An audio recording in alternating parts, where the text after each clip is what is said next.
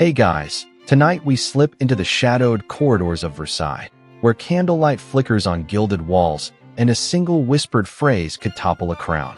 You stand in a bustling Parisian street, circa 1789, where the air smells of stale bread and simmering rage.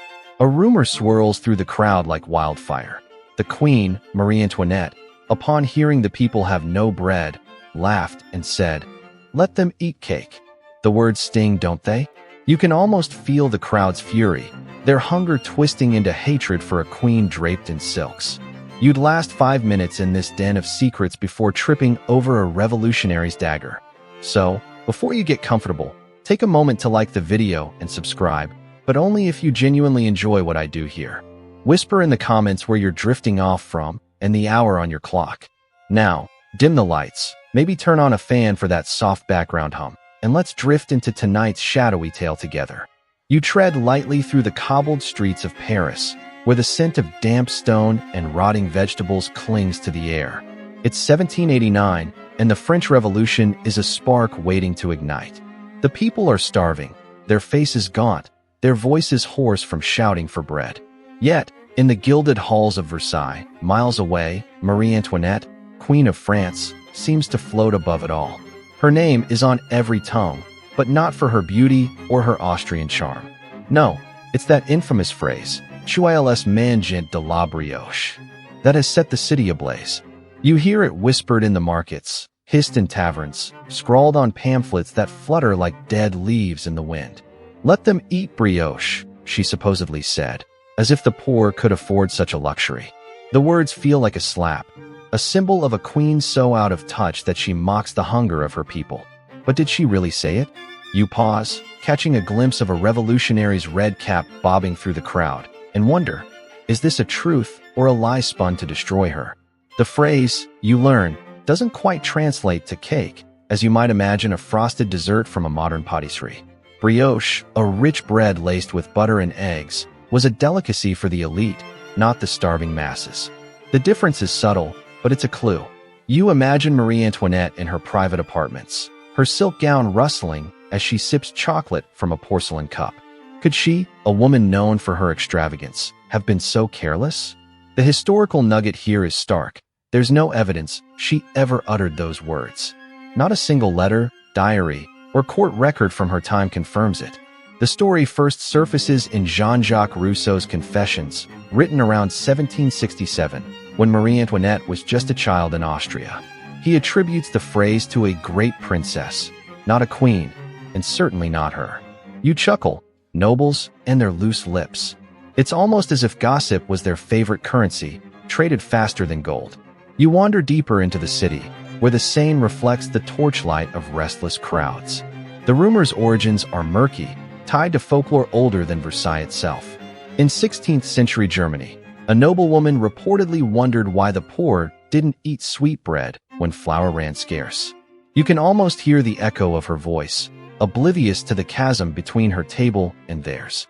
Such tales, it seems, are timeless. Nobles so cocooned in wealth they can't fathom hunger. Marie-Antoinette, though, was no mere caricature. At 14, she was sent from Vienna to France, a pawn in a diplomatic game to bind Austria and France after the 7 Years' War. You picture her, a girl with wide eyes and a powdered wig, stepping into a court where every smile hit a dagger. Her marriage to Louis XVI, then just the Dauphin, was meant to seal peace, but it also made her a foreigner in a land quick to distrust outsiders. The French court, you muse, was less a palace than a glittering snake pit. The quirky elite oddity of this era catches your attention, the court's obsession with excess. Nobles didn't just eat brioche. They dined on dishes so lavish they sound like fever dreams.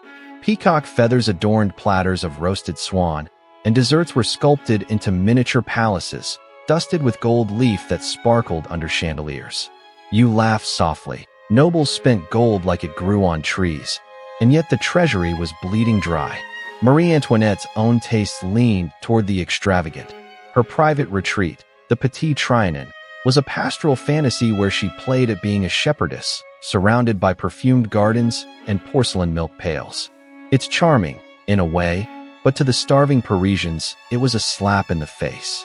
You can almost smell the jasmine from her gardens, masking the distant stench of rebellion brewing in the streets. The scholarly riddle here is tantalizing. Where did the brioche quote truly come from? Historians puzzle over its persistence, noting its absence in revolutionary propaganda until decades later.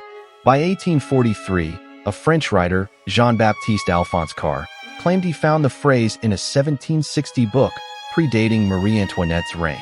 You tilt your head, intrigued. Was it a recycled tale, pinned on her to fan the flames of revolt?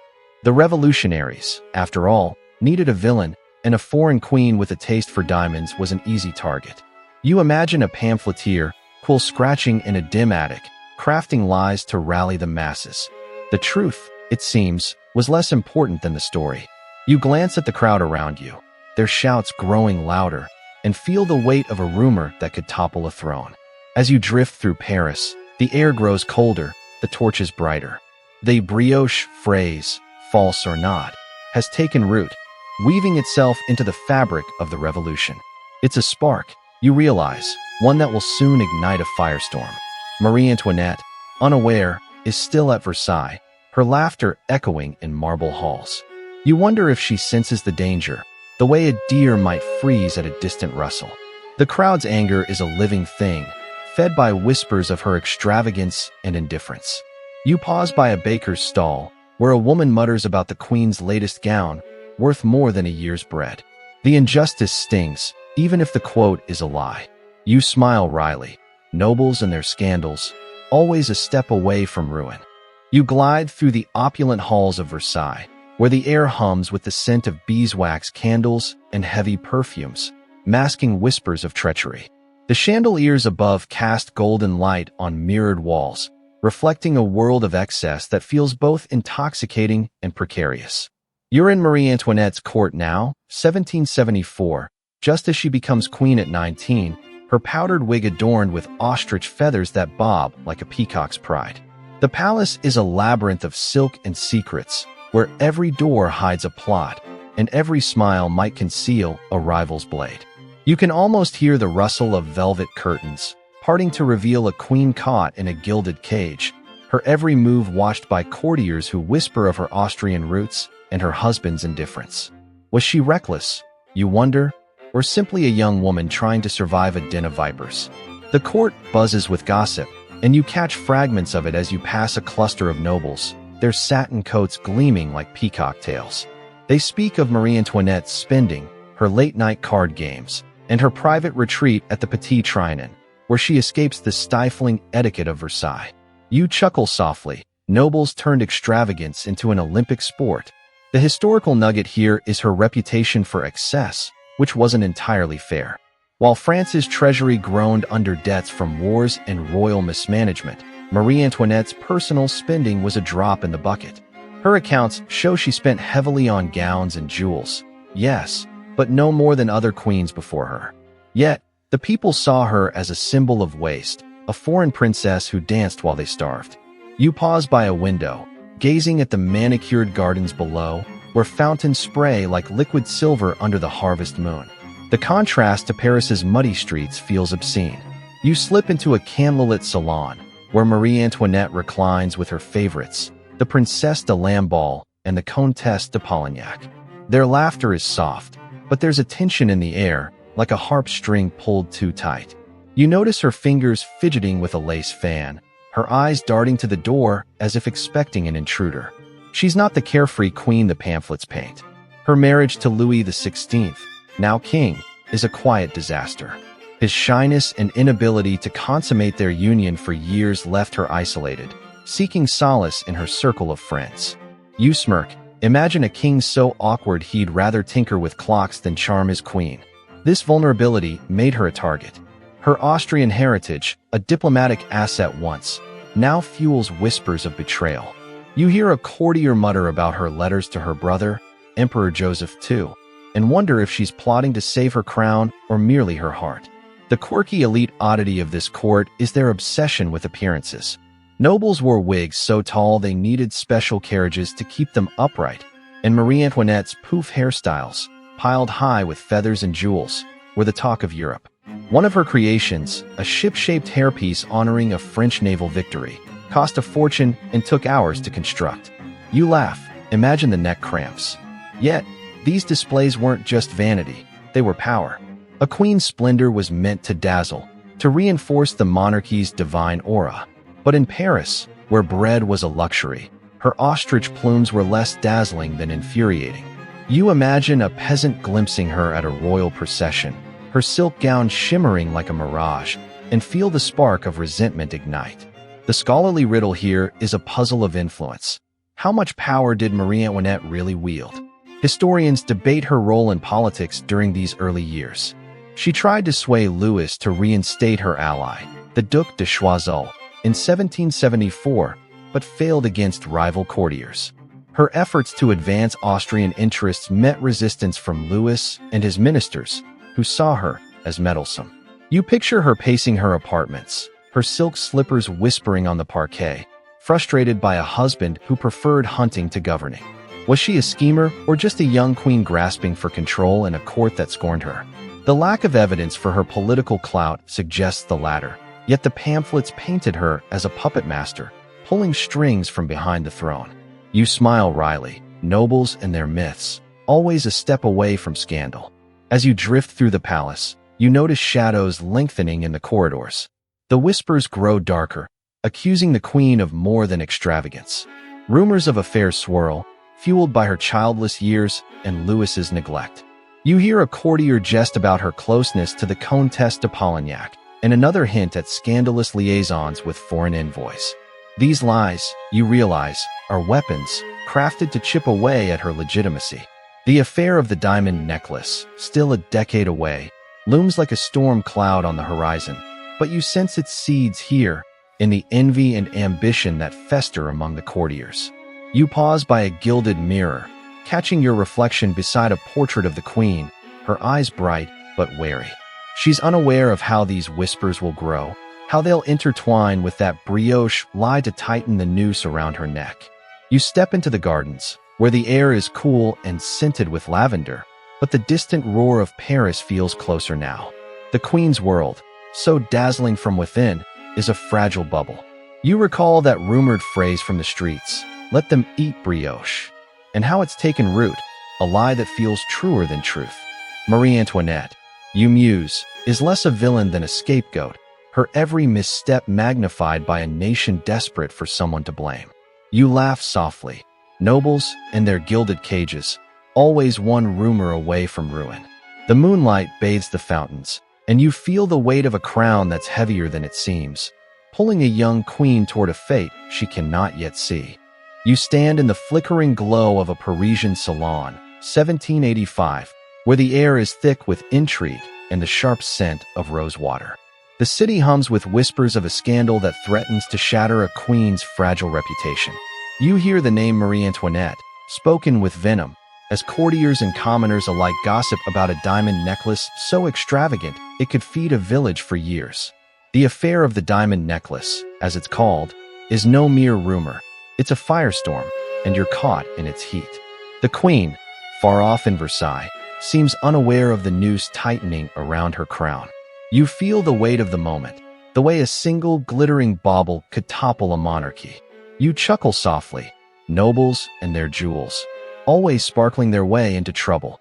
The historical nugget here is the affair of the diamond necklace itself, a scandal that erupted when a conwoman, Jeanne de la Motte, tricked a cardinal into believing Marie-Antoinette wanted a 2 million-livre diamond necklace. You picture the necklace, its gems catching the light like a constellation torn from the sky. Jeanne, posing as the queen's confidant, forged letters and orchestrated secret meetings, convincing Cardinal de Rohan to buy the necklace for her. When the jewelers demanded payment, the scheme unraveled, revealing Jeanne's fraud, but not before the queen's name was dragged through the mud. You imagine the cardinal, red-robed and sweating, realizing he's been duped. The queen, innocent in this plot, was painted as a greedy schemer, her reputation already tarnished by years of gossip about her spending. The trial that followed, public and sensational, only deepened the public scorn. You smirk. Imagine a soap opera scripted by con artists and played out in a royal court. You drift through the crowded streets of Paris, where pamphlets flutter like moths, each one decrying the queen's supposed avarice. The necklace, never even worn by Marie-Antoinette, becomes a symbol of her excess. You catch a glimpse of a vendor hawking crude sketches of the queen, her neck dripping with diamonds, her smile mocking the hungry. The truth, you know, is murkier. Marie-Antoinette had rejected the necklace when it was offered to her years earlier, deeming it too costly. Yet, the people, weary of bread shortages and royal debts, lap up the lie. You pause by a tavern, where a man slurs about the queen's immoral ties to the cardinal. The accusation stings, rooted in older rumors of her affairs, spread by rivals like the king's brothers who eyed the throne. You laugh wryly, nobles and their dramas, turning gossip into guillotines. The quirky elite oddity of this era is the court's obsession with ostentatious gifts. Nobles didn't just give presents, they staged spectacles. Ambassadors offered silver-gilded clocks, and courtiers competed to present the queen with jeweled fans or ivory combs carved with mythical beasts. One noble reportedly gifted a mechanical bird that sang arias, its beak studded with sapphires. You giggle. Imagine the storage room for all that glitter. Marie-Antoinette herself was no stranger to such largesse, her apartments overflowing with porcelain vases and gold-threaded tapestries. But these displays, meant to dazzle, only fueled the people's resentment. You can almost smell the incense burning in her private chapel, a futile attempt to ward off the growing storm outside. The scholarly riddle here is a question of intent. Did the revolutionaries amplify the necklace scandal to destroy the monarchy, or was it a spark that caught fire by chance? Historians note the affair's timing, coming just as France's financial crisis deepened. The trial of Jeanne de la Motte and her accomplices, held in 1785, was a public spectacle, with newspapers detailing every forged letter and stolen gem. Yet, no revolutionary pamphlets from the time explicitly tied the scandal to the brioche myth. You ponder this, standing in the shadow of Notre Dame, its bells tolling like a warning. Was the scandal a deliberate weapon, or did it simply feed a hunger for outrage? The lack of direct evidence leaves you intrigued, imagining a shadowy figure slipping coins to pamphleteers to keep the queen's name in the dirt. You move through the city, where the air grows heavy with the scent of rain and rebellion. The necklace affair has shifted something intangible, turning whispers into roars. You see a woman in a tattered shawl, clutching a pamphlet that calls the queen Madame Deficit. The nickname stings, pinning France's woes on a woman who, you know, had little control over the treasury. Marie-Antoinette, back in Versailles, tries to retreat to her simpler pleasures, her Trianon gardens, her children, her music. You imagine her playing the harp, its notes soft against the distant clamor of Paris. But the scandal has seeped into the palace, poisoning even her closest allies. The Princesse de Lamballe, ever loyal, whispers warnings, but the queen brushes them aside, her laughter brittle. You smile sadly, nobles and their blind spots, always dancing on the edge of ruin. As you wander, the Seine glitters under a stormy sky, reflecting the city's unrest. The necklace, long gone, lives on in the public's imagination, a glittering lie that binds Marie-Antoinette to the revolution's wrath. You recall that rumored phrase, "Let them eat brioche," and see how it intertwines with this new scandal, each feeding the other. The queen, you muse, is less a villain than a canvas for the people's anger, her every gesture twisted into betrayal. You pause by a bridge, where a boy scrawls revolutionary slogans on a wall. The air feels electric, charged with a fury that no diamond, no matter how bright, could ever appease. The queen's fate, you sense, is slipping beyond her grasp, carried away by a tide of whispers and lies. You slip through the moonlit streets of Paris, June 1791, where the air is thick with the scent of summer rain and the sharp tang of fear. Torches flicker in the distance, casting shadows that dance like conspirators. You're following a rumor, a whisper that the royal family, Marie-Antoinette, Louis XVI, and their children, has fled the Tuileries palace under cover of night. The city hums with suspicion, every creak of a cart will sounding like betrayal. You imagine the queen, her face pale beneath a plain bonnet, clutching her children as their carriage rattles toward the eastern frontier. A midnight flight, You muse, is a desperate act for a queen once draped in diamonds. You chuckle softly, nobles and their escapes, always one step from a revolutionary's grasp. The historical nugget here is the flight to Varennes, a daring but doomed attempt by the royal family to escape Paris and rally royalist support in Montmedy. You picture the scene, Marie-Antoinette, disguised as a governess, her heart pounding as the carriage lurches through dark forests. The plan, orchestrated with the help of Swedish Count Hans Axel von Fersen and royalist General François-Clodomir de Bull, was meticulous: secret routes, loyal guards, a fortress waiting. But fate, or perhaps a postmaster's sharp eye, unraveled it. At Varennes, a small town, the king was recognized, and the family was apprehended by revolutionary forces. You can almost hear the creak of the carriage halting, the queen's sharp intake of breath as soldiers surround them. The failure, marked a turning point, stripping the monarchy of its last shred of trust. You smirk. Imagine planning a royal getaway only to be caught by a nosy villager. You drift through the Tuileries gardens, now eerily quiet, where the royal family had been virtual prisoners since October 1789, when a mob forced them from Versailles. The scent of roses lingers, but it's undercut by the faint smoke of distant riots. Marie-Antoinette, you learn, was the driving force behind the escape. While Louis XVI wavered, paralyzed by indecision, she negotiated with allies, penned coded letters, and steeled herself for the journey. You imagine her in her apartments, her silk gown replaced by plain muslin, her fingers tracing a map under candlelight. Her courage, you note, was fierce, but it came too late. The people saw her not as a mother protecting her children, but as a traitor fleeing to Austria's aid. You laugh wryly. Nobles and their grand plans, always underestimating the crowd's wrath. The quirky elite oddity of this era is the court's obsession with secrecy. Nobles communicated through ciphers, hidden compartments in furniture, and even fans that fluttered coded messages. Marie-Antoinette herself used invisible ink for her letters to von Fersen, her rumored lover and trusted ally. You giggle. Imagine a queen playing spy with lemon juice and a quill. These clandestine games weren't just for intrigue, they were survival. The court was a nest of eavesdroppers, and every servant could be a revolutionary spy. Yet, these precautions couldn't save the royal family. You picture von Fersen, dashing in his dark cloak, arranging the carriage, only for a single misstep, a late departure, a too familiar face, to doom them all. The scholarly riddle here is a question of loyalty. Did Marie-Antoinette's foreign ties doom her escape, or was betrayal closer to home? Historians puzzle over von Fersen's role, noting his devotion but also the risks of involving a foreigner. Some whisper of a traitor in the royalist ranks, perhaps a guard bribed by revolutionaries. You stand by a fountain, its water glinting like silver, and ponder the enigma. The escape's failure wasn't just bad luck, it was a web of mistrust. The revolutionaries, you learn, were quick to paint the flight as proof of the queen's treachery, accusing her of plotting with Austria to crush the revolution. No evidence supported this, but truth mattered little. You imagine a revolutionary leader, quill in hand, crafting pamphlets that turned a desperate flight into a sinister conspiracy. You wander toward the Seine, where the city's pulse quickens with torchlight and shouts.